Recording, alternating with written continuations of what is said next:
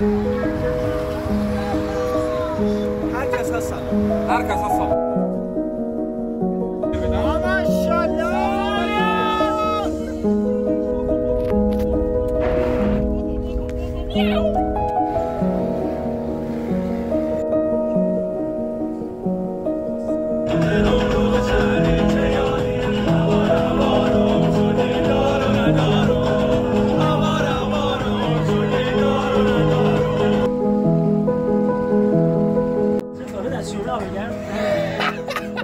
بچه ساعت 4 صبح ما رویانیم، ساحل رویانه در یهو ساعت 1 رفت 12 رو افتادیم 12 7 دقیقه الان ساعت 4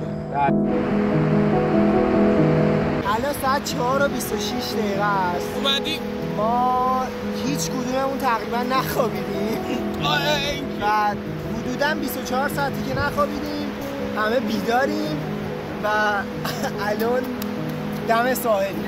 یو کلم نیست احتمالاً. یو چیدن این برنامه شاید 5 دقیقه بیشتر طول 4 دقیقه زنگ زد گفت میای، گفتم موضوع این رفاقت صمیمیه.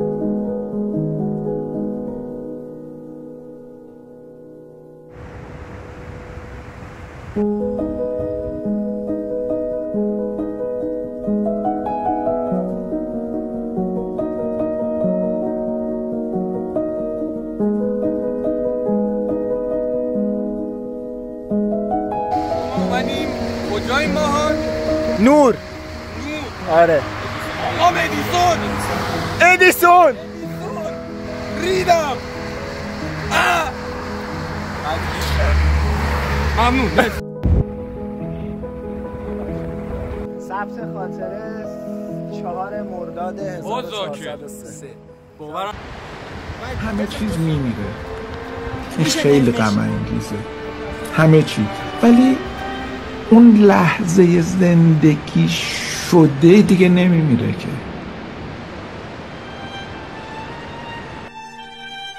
اون چیزی که شما داشتین و به دست آوردین که دیگه نمیمیره که. من و تو از این به بعد میخوایم ارتباطمون رو قطع کنیم. خب مرد ارتباطمون، ولی قبلش که نمرده که. همون چیزی که سیمون دوبوار اول کتاب همه میمیرند میگه همه میمیرند ولی قبل از مردن زندگی کرد.